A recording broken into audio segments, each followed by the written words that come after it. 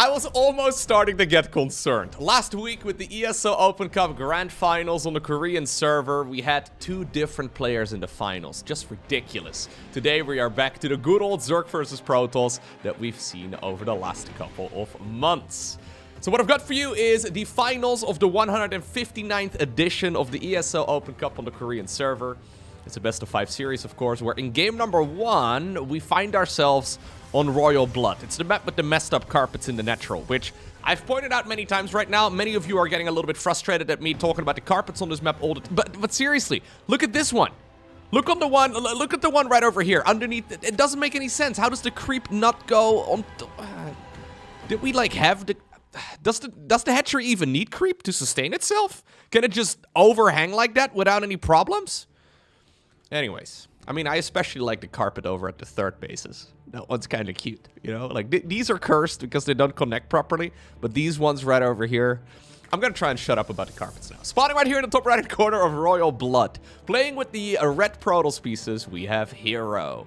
His opponent in the opposite corner with the blue Zerg drones, we are looking at Dark's main hatchery. You know what? I'm even gonna promise you that in the next couple of casts, I will try to not talk about the carpets. Emphasis on the word try. Emphasis on the word try. I know, it's gonna be a little bit tricky. Anyhow, what exactly do we have right here? These two, of course, have been playing against each other many times over the last couple of months. They're teammates. They have played against each other many times over the years as well, so they are well familiar with one another's playstyle. On top of that, I saw them playing a little bit of 2v2 together, so I can imagine they're probably also relatively good friends. I mean, my Korean, you know, is non-existent. I mean, I tried learning the Korean alphabet at some point, but I can't really sometimes make up whenever they're chatting back and forth. That's exactly what's going on, but overall, they do seem to be getting along very well.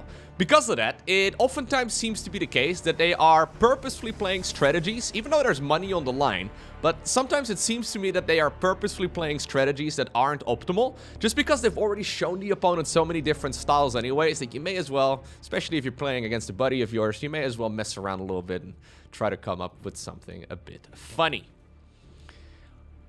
Now that I think of that, I actually saw a highlight clip on the StarCraft 2 subreddit a couple of days ago. No, that must have been a different series then, because I think this one was played...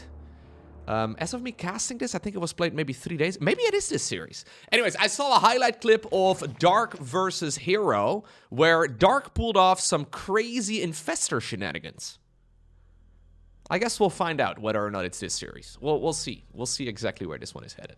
It's gonna, however, be a Stargate opener right here to start things off for herO. I mean, that is nothing all too surprising. We've seen him do this many, many times. This is, of course, his gold standard.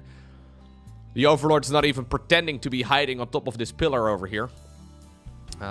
Is there gonna even be a Stalker out? No, not yet. So, even though the, okay, I was going to say the rally point right there for the Stargate was originally set towards the natural, he did now re-rally it towards the other side of the map instead. How exactly is Dark going to deflect that Oracle? Well, he's got himself a second Queen available right now at the third base. Natural is a little bit behind because that early game scouting probe blocked the natural from coming up, but eventually Zerg is going to be able to connect these bases with creep. As a matter of fact, there's already a tumor headed on over in this direction. 2 adepts being annoying over here. Maybe together in conjunction with that Oracle, they can actually get some work done. That's exactly the plan. Okay, 4 drones, 5 drones, 6 drones. 6 drones for 2 adepts. Is that worth it? Yeah. The problem here is, right, is that it becomes kind of difficult sometimes to hold on to this third Nexus, because you can definitely assume here as the Protoss player that those Zerglings are going to be running across. So now that second Oracle... yeah, it has to stay over here. It might have to activate its pulsar beam as well. It's just a little bit annoying, and in the end, I don't think it's really that big of a deal. It's just kind of forcing Protoss into a more defensive posture. Adepts do tend to fall off in the mid-game. So, yeah, you don't necessarily want to keep them around for all too long either. So, maybe grabbing some damage early on is better than nothing, but... yeah, now any follow-up Adept Shades are also really not that scary anymore, right? Because preferably right now, if you're herO, you don't really want to warp in too many more Adepts unless you go for, like, the Glaives upgrade. But, yeah, now at this point, Dark knows that he doesn't really have to worry all too much. He might end up losing a Queen. Loses an Oracle as well for it, though. Okay, there's no Spore Crawler over at this natural. 4 drones in total. This drone was thinking about maybe morphing in a hatchery already as well, though that does seem a little early. Maybe it's because of that cute... No, don't bring it up, Lowko. It is cute, though. Oh, it's okay. Didn't make it, guys. Sorry. My promise, I broke it right away. Anyways, what I'm getting at is that, yeah, losing those two or those two adepts, not 100% convinced, because you can look at the production tab here over the last couple of minutes, right? Dark has essentially just been holding down the drone button, making, minimal amounts of defenses. As a matter of fact, even that Roach Warren seems a little bit late right now. The Lair is also delayed, just to optimize that worker count. So already, he's going to be fully saturating 3 bases here. And considering the timing of this 4th hatch, he's probably going to be droning that one up pretty aggressively as well. The follow-up right here from Protoss, though. Okay, herO has decided to not go for the Blink upgrade, but prioritize Charge instead. So usually you end up with both Charge as well as Blink anyways. But obviously you can only start up one early. And it turns out that it's going to be, it's going to be the Charge upgrade first. Historically, herO has been playing, well, at least recently he's been playing a lot of Charge first. But historically he's been going for a lot of Blink first instead. The nice thing about the +1 upgrade right here for the ground units is that the Zerglings will get 2-shot by the Zealots rather than... Oh, they're going to march right now before charge. Interesting. Anyways, they're going to get 2-shot by Zerglings as soon as that +1 is done. It's not finished yet, so these Zerglings are still going to die with 3 hits. I did see a bunch of Roaches on the production tab, however. Yeah. Well, the Oracles here are super nice. I love the heavy focus on Oracles. Keep in mind, he also ended up losing one. He might end up losing another 2 over here, but that is... No, one of them actually... Well, one of them died, and the other one, even though it's low in hit points, it's still alive up in the air. 4 HP available. Right now, Dark is going to go in for a counterattack, primarily because he's forcing right now these Oracles to come back home as well. They could have been wreaking havoc on his natural. Is he going to activate the Pulsar Beam? Yeah, you could grab a couple of those units on the retreat, but it would be quite costly as far as the energy goes right here on these flying units. Okay, so in the end, do I like this start right here? Yeah, I think I like it a little bit better for Zerg overall. 6 queens is quite annoying. That is more queens than you want to lose. As a matter of fact, only 2 queens are available right now. So maybe these Oracles can get something done before the Hydras hit the battlefield. But up to this point, I don't think I like this position here for herO all too much, but that's not terrible. Okay, High Templar are coming up. Despite the fact that Hydras are significantly faster off creep, we're still going to be going for the ranged upgrade first. So that's the Grooved Spines. Muscular Augments, though, is definitely going to be coming behind. And yeah, it's actually kind of cool to see that we do see a focus right now on Hydralisks. I've been playing quite a bit of Hydras myself over the last couple of days, ever since the new multiplayer balance patch went live. We also now have these maps on the ladder too, which is kind of neat. And I gotta say, the Hydra, it feels way nicer. You know, another unit that feels way nicer now? It's actually the Ultralisk. I am very, very happy with how the Ultralisk is currently feeling. I mean, back in the early days of StarCraft 2, before disruptors and before, you know, players got good at the game, the go-to unit composition for Zergs, and you'll probably still want to play this if you are anywhere below, probably Diamond League or so. The go-to unit comp for Zergs was always Roach Hydra. Roach Hydra, Roach Hydra, Roach Hydra was the go-to standard in pretty much every matchup, just because it's solid all around. Roaches are tanky, Hydras are a little flimsy, but together, since the Hydras can shoot over the Roaches, since they have more range, they work out really nicely. And it once again, yeah, at least in my own experiences, it seems like a legit unit composition. And seeing Dark do it right now too, yeah, it's pretty exciting. Okay, more queens are going down though, my god. More oracles are going down too. I don't know if it's worth it to snipe. Yeah, no, I don't think that was worth it. 8 queens have gone down in total, 4 oracles. 4 oracles. All that herO is doing though is trying to leverage his way into a better economy. The question is, can he hold on to this 4th Nexus? No battery overcharge available just yet. Keep in mind that battery overcharge also got nerfed. This position though, this choke point, does feel kind of dicey here for the Zerg player, doesn't it? I mean, yeah, he might just have the numbers. I actually think he just got the numbers, yeah. His economy has just been mostly unaffected throughout all of this, right?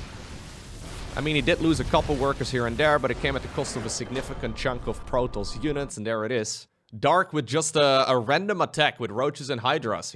Well, you can see right there, he's still finishing up +2. He's still finishing up the speed upgrade for those Hydras as well. He shows up and he just has too much stuff. Next up, we find ourselves on Babylon. I think that first game is a pretty good example of the StarCraft 2 equivalent of compound interest. I mean, that's the best comparison I can make.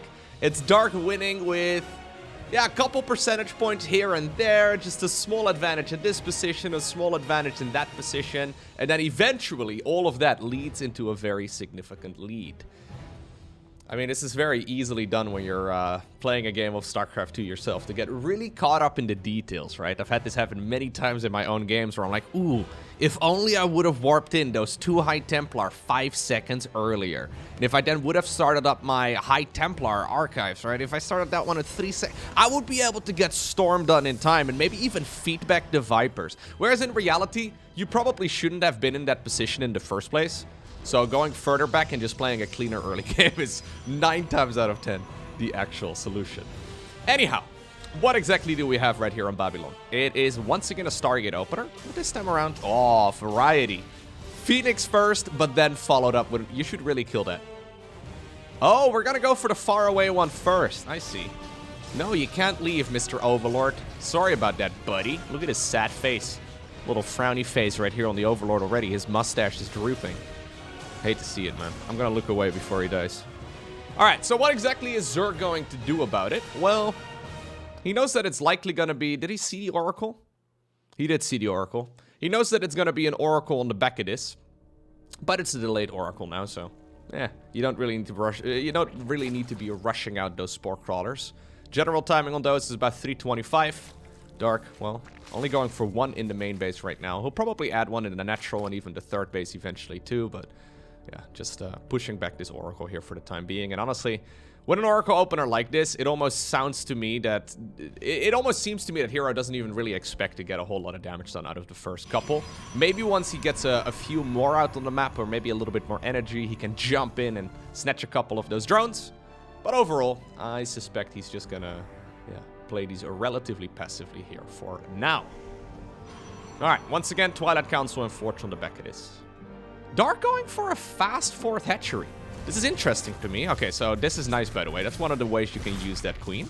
Or, sorry, that phoenix. To lift off the queens and get a little bit of damage in. Not bad. 3 drones. And a queen. Flawless game so far right here for the Protoss. Okay, well, you know what? Not as passive as I thought. I mean, he did save up energy for a little while.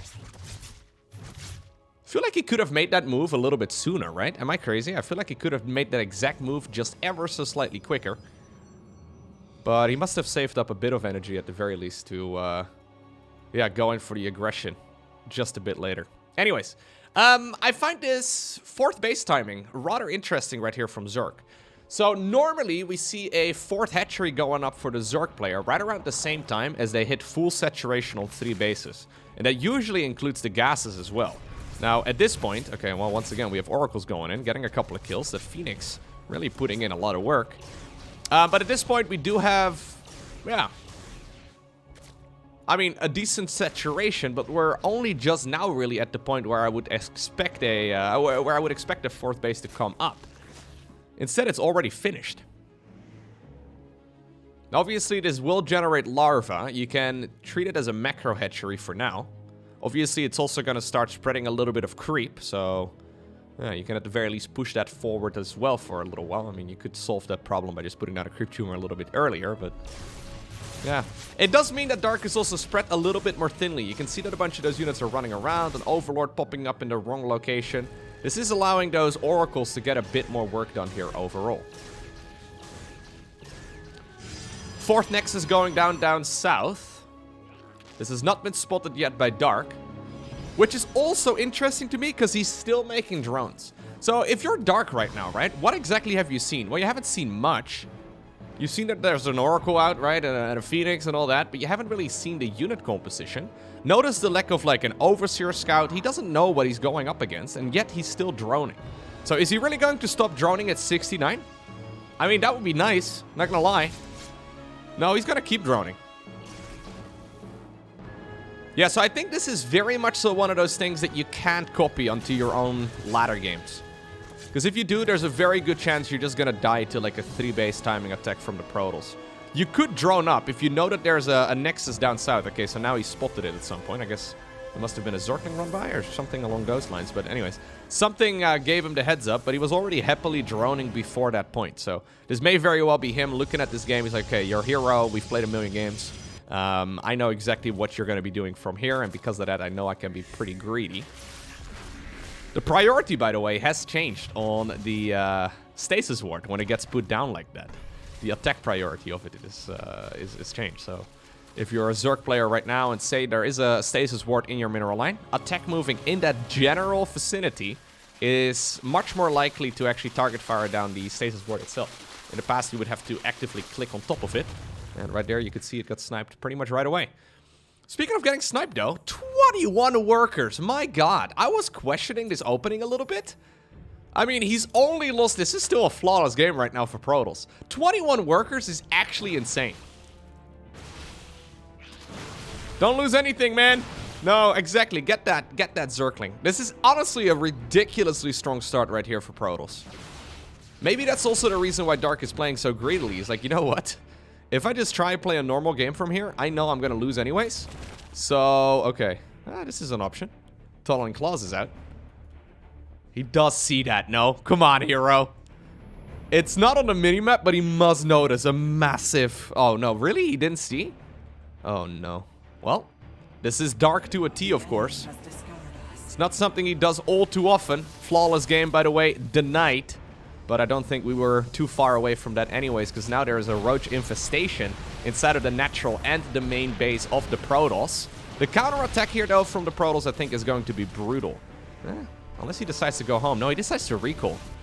Since he was already pretty far forward, I wouldn't have minded it if he decided to push forward instead and try to clean this up with the reinforcements. Now, suddenly, 38 probes went down. My god.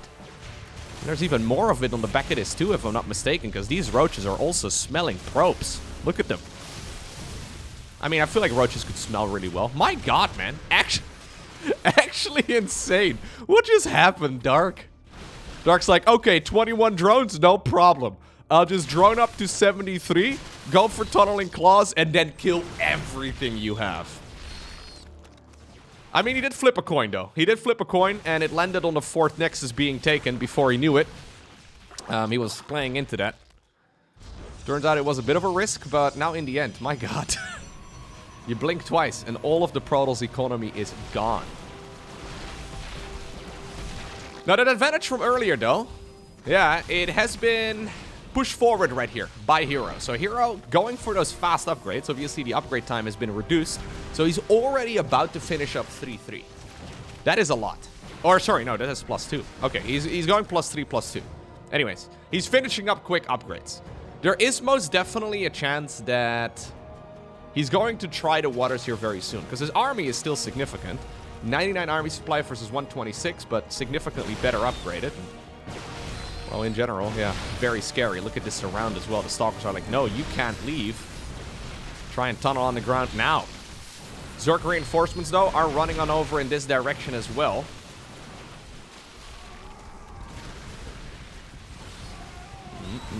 Wow. Some very aggressive blinks. The problem right now, though, if these fights take too long, is that the economy difference is going to be too significant here for Protoss. I mean, he's doing a really good job. Those upgrades are kicking in, man. Dealing so much damage because of it. The Zerg units just seem to just... yeah, I don't know. They're not doing much. Seems like the acid of the roaches is just rolling off of the Stalkers somehow. Okay, 13 more roaches are coming up. And that's what I was talking about. The income difference here. That's the problem right here, right? For the Protoss player. He is not able to reinforce this nearly as quickly. But maybe it doesn't matter. He's looking for the win right here, right now. There's no prism or anything nearby. Zealot's also showing up right now, ready to charge at a couple of those units. Where do we go? Yeah, so a little bit of indecisiveness. He was thinking, maybe I can break the natural. That would be amazing. Instead, he's going to opt for one of the bases over here. Problem is here for the Protoss, though, is that there's already a new hatchery made that can replace the one over here on the left side, all the way up north. Drones over there also burrowing for a moment, and then now once more headed on over towards a mineral line. There's the blink, though. Maybe the Stalkers can intercept a couple of them, although you probably... Okay, they decide to join the battle, and herO, you'd probably want to have these join in the mineral lines instead, and you probably want the Stalkers firing at the roaches. Reinforcing roaches on the right side also do get, well, picked off quite nicely. Now the drones are pulled away from the main base. This fight is going so well because of those fast forge upgrades right here from Protoss. herO trying to pull a rabbit out of a hat, and he may have just managed to do it. He's been adding on some workers again himself, 4 at a time. With 4 Nexa, you can rebuild your economy relatively quickly. I don't think he was planning on doing that originally, but then he looked at the damage he's done. He's like, wait a second. If I make just a few more rounds, I'll probably be okay. Dark spot over there on the creep, significantly more difficult to spot anyways. herO's got to be careful though. His army has taken a lot of damage here, and he doesn't have a whole lot remaining anymore. Yeah, ideally I guess you'd get like disruptors or something along those lines, but it's difficult at this point to make that transition. Look at the little bird as well. The Urubu? No, Urubu. I was close enough. The Ubururu. It's one of my favorite StarCraft 2 critters, apparently. Okay, nicely spotted this time around by herO. He is looking for that dark blur on the mini-map, on the map, and he does notice it this time around. Grabs a couple of roaches. And you know what? We've got ourselves a game now. If we look at the income, there was a huge period of time where Zerg was very far ahead, but because of those quick upgrades, yeah, it is indeed our Protoss now who managed to catch up in that department once again. I would love to see an additional upgrade as well in the Forge, but I get that it's really expensive. Yeah, maybe just sticking around on this for the time being is a better idea. So the transition here from Dark is rather interesting as well. He's going for a lot of Infestors. So currently he doesn't have any yet, but 5 of them are just about to finish up. Infestors are amazing here, because you can fungal the Stalkers, and at that point the Stalkers can no longer retreat. So you inhibit any of their movement patterns, right? So you can't really blink away, for example. Okay, well, you can recall. That's an option. Roaches probably could have helped out there. One lonely Stalker sadly left behind. In the meantime, though, up north, okay, one of the Stalkers, or sorry, one of the Infestors does get a fungal off before inevitably dying. These Zealots, though, not getting a ton of work done. But at the very least, they're forcing that Zerg army to walk all the way back home. 2 of them managed to sneak away as well. Double Robo Facility coming right up. Immortals here, not a bad choice. Obviously, herO has now seen the Infestor transition as well, so he realizes that he can't really stick around on just Stalkers and Zealots here for too much longer. And honestly, Dark may just once again have an overwhelming force here. Look at the amount of roaches that he's got right now. A couple of Zealots here coming in from the left as well. They do end up wasting their charge on a few Zealots, or a few Zerglings rather. The Zerglings wish they had charge. That would be kind of sick. Anyways, we do now have the battery overcharge here. You can see, not as strong as it once was.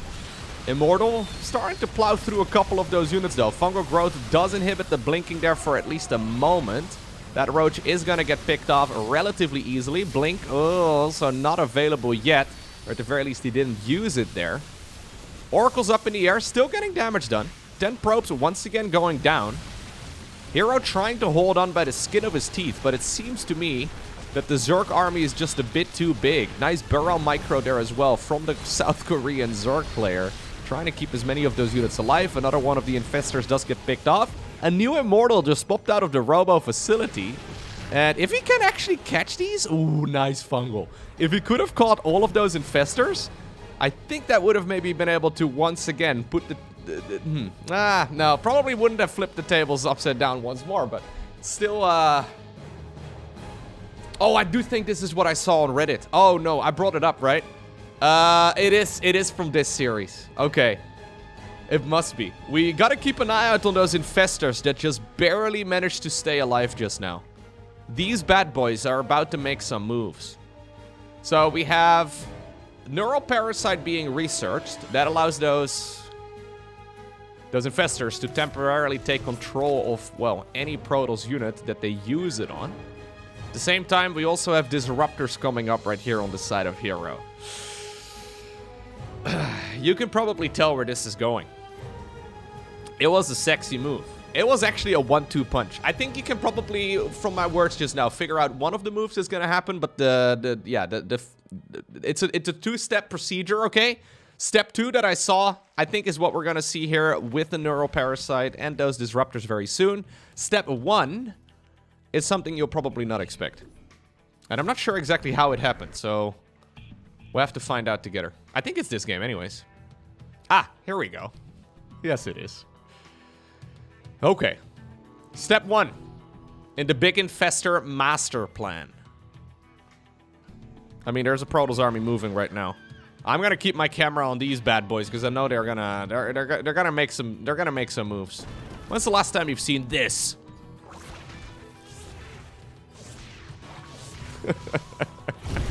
So sick. In the meantime, on the other side of the map, we do have one of the neural parasites going off very soon as well.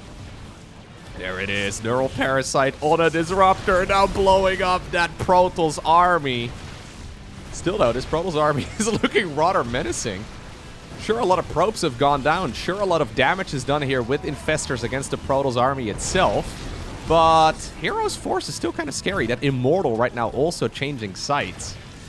The clip did not, the one Twitch clip that I saw of this happening live, I did not see the Immortal included here. I also did not see you end up winning this game. This honestly doesn't even seem too horrible right now though for herO.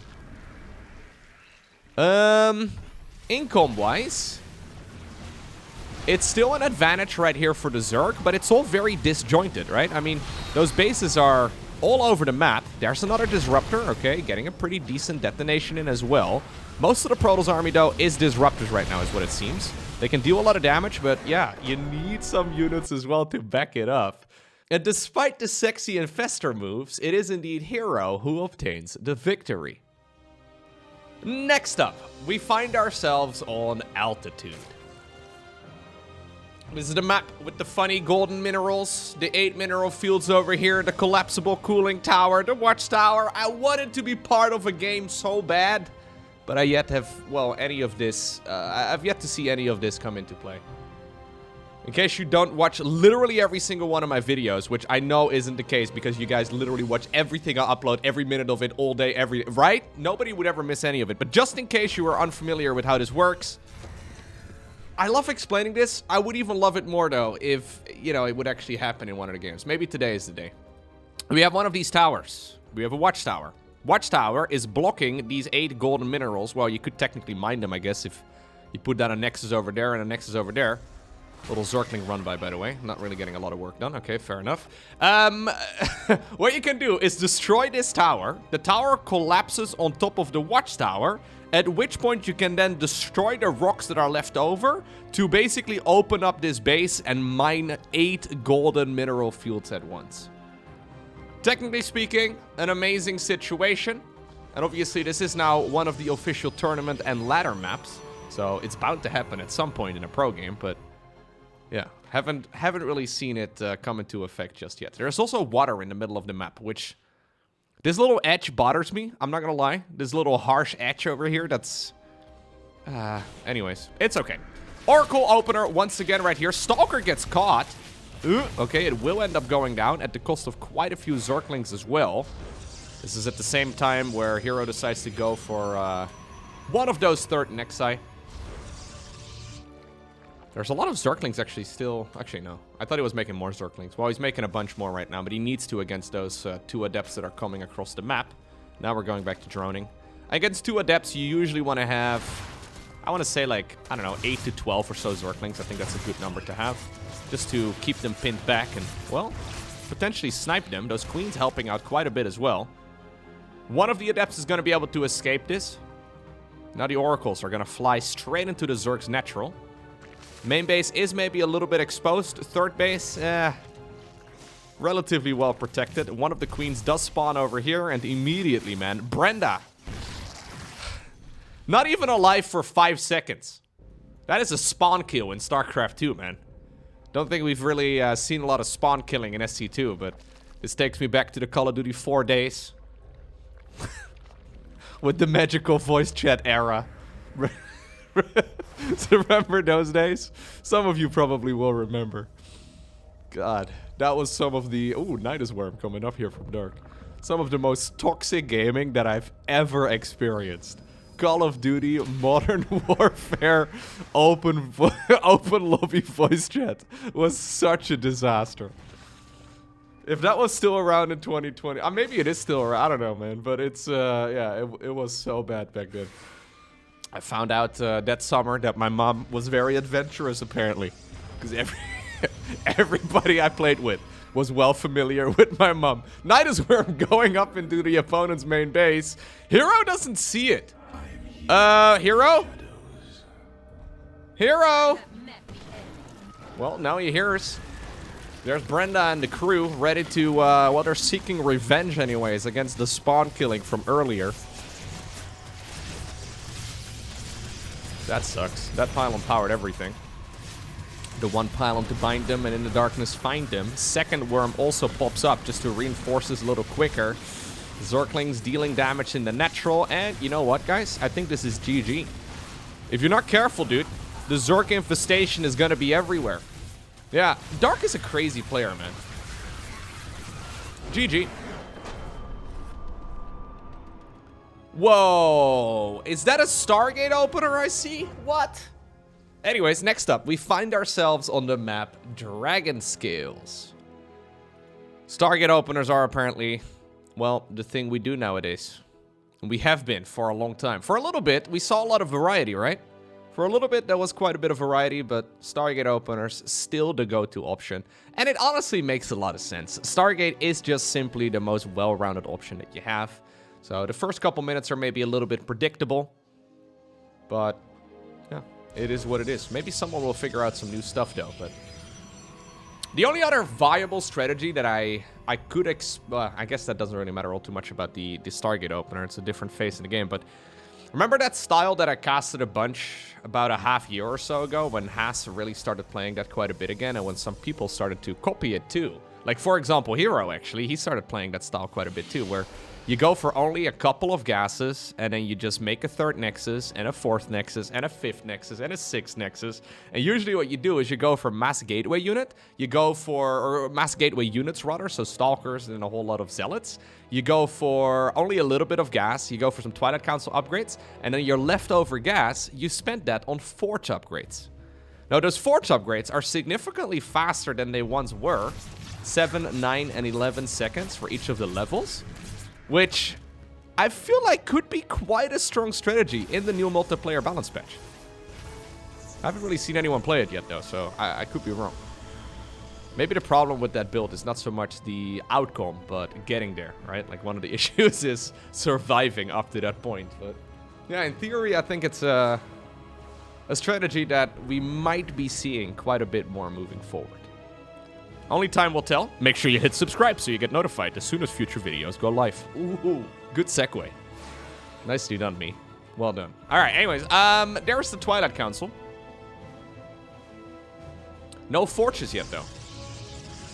So normally you go Twilight Council with at least one forge. Interesting. Here goes... This is... Oh, sorry about that creep tumor. Here goes the Oracle Ball once again. Pretty aggressive movement with those, right? Like, I mean, he could try to preserve them a little bit more, but he's not even really aiming... he's not really aiming for that at all. He's just happily adding on more if he wants to. There's the Blink upgrade coming up. I wonder if with the delayed forge, he's gonna go for double forge instead in a moment. We'll have to keep an eye out on exactly what the plan is going to be right here. In the meantime, though, Dark going for a lair, going for a faster Roach Warren than what we saw in the previous games of this series. This is Dark, however, so in his mind, it might be identical. Dark just kind of... He kind of just wings it, man. He's like, oh, supply block. I guess I'll go for, oh, Roach Warren. Sure. Couple Overlords. Could have done that. Eh, whatever. I need a Roach Warren before too long anyways. That seems to be how he sometimes approaches the game. Yet when I do that, it never works. So maybe that's not actually how he approaches the game, but it does seem kind of loose, right? When you start studying some of his replays, it oftentimes does feel a little bit loose overall. Anyhow. Lair just about to finish up. Are we going to use this faster lair for anything interesting? On the ladder, one thing you can do is go for Mutalisks from here. The problem is, look at that aggressive Oracle movement, man. He just doesn't care. Alright. Yeah, sure, snipe another one. The problem is, though, that these oracles are actively being used, right? Most of the latter heroes will have oracles, but they're just sort of sitting here, or like over here, or over there. Maybe some of them are active, sometimes you're active, but probably not as active as herO. So you would probably scout the Spire, is what I'm saying, if you're herO here. So maybe going for Mutas would not be the best option anyways. Still no Forges, by the way. Instead, we're going to go up to 8 gateways together with Charge. Blink is already finished. Okay. Interesting little hit squad over here, though. Going deep onto the creep. Okay, Stasis Ward. Ooh, grabbing one of the queens as well. Now that hatchery is in a lot of trouble, and it's certainly going to go down. Not bad here at all. One Stalker does have to pay the price, but that is certainly, oh, no. Okay. That is certainly okay. At the same time, okay, the Adepts shading around, going from the 3rd base to that natural... The 4th base timing is much faster. And once again, the solution to a problem is the Nidus network. Dark's like, you know what? Screw you. I don't want to play anymore. I want the series to be over, man. Give me my 250 bucks. I don't want to play this anymore, or however much Korean won that is. This does mean that he is ready to put all of his eggs in one basket. Turns out that the basket, though, might be a bit small, because there's an awful lot of Protoss already available here. It's also kind of difficult to get correct vision. I mean, I guess that spot is kind of, you know, susceptible to a Nidus Worm, but this pylon over here is really nice.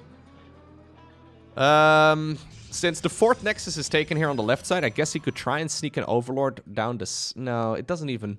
This map is not very good for Nidus Worms. No. So we may have a Nidus Worm, but where are we going to put the worm? This is a problem I've had many times in my life. Take that however you like. Anyways, where do you put the worm? Can anyone tell me? Where do you put the Nidus Worm? Over here would be the most likely option, I suppose, but maybe you could Nidus the front. Doesn't really achieve that much. Just reinforcements. Instead, what we're doing is we just made a Nidus network, and we're just kind of... Yeah, we made it. This is Dark's pride and joy. It's like a statue erected for himself right over here on Dragon Scales after his incredible performance in the previous game.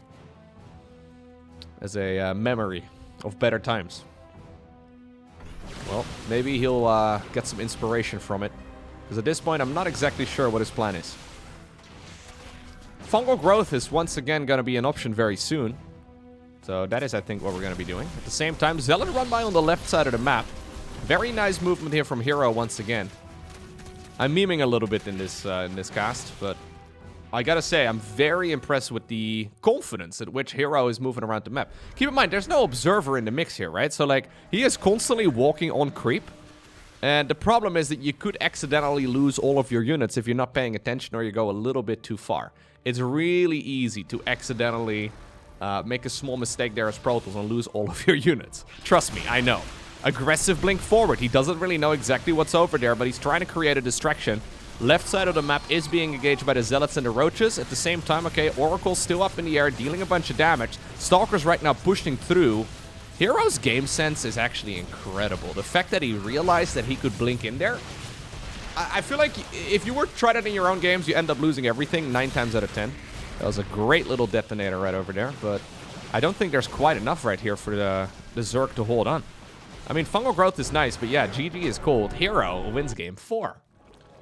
And that means that our final game for today, it takes place on the map Ancient Cistern. No Neo-Humanity. No Grassfan? I'm still learning the new map pool, okay? I could just look this up, but instead I'm gonna... Did I cast a game on Grassfan today? I mean, I've been casting a bunch of games today. You're not watching all of those you know, games in one video, so... Maybe I did. I don't think I did. Did I? I don't know. I don't remember. Anyways, Stargate coming up once again here for our Protoss player. That's incredible. Look at this. What? Suddenly time went by faster. How did that happen? Nobody knows. Magic.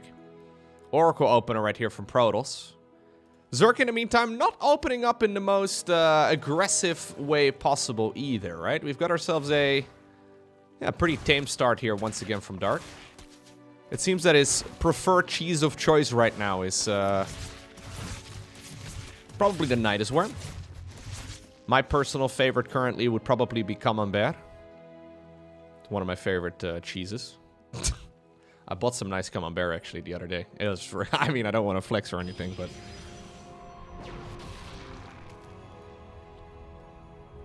Beautiful. Ancient Cistern is basically the map that's green. Everything's green, okay? You know how all of the other map makers are like, I want to have all these delicate, beautiful colors on my map. And whoever made this map was like, you know what? I like green. Green trees, green grass, green tiles, green everything. Now, normally, I would be a little critical of it, but considering that all of the maps are... I don't know. All of them are very well decorated, I suppose, and this one is by no means ugly. This one is, in a way, a little bit refreshing because of the fact that it's a lot more straightforward as far as, you know, the aesthetics go. Anyways, 4 drones. Once again. Yeah, 6 now in total. Not bad at all. Oracles over here. Okay, these will stay alive. Even though this may all be a little bit repetitive, the early game results are actually very significant. herO is... yeah, he's really hurting Dark now. That is 8 workers. A couple of Stalkers on the other side of the map. Maybe they will end up going down. Oracle will also solve that problem. Never mind. At least it tried to. That does even all things up a little bit, but not necessarily the preferred start right here that Dark was looking for. 5-minute evolution chamber. Kind of random. 5-minute 4th hatchery. So that seems to be a theme right now in Dark's games. I wonder if this is specifically because of the new patch. He loses more workers here. It's getting kind of painful now, Dark.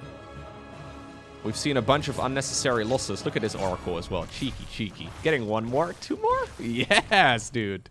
16 drones.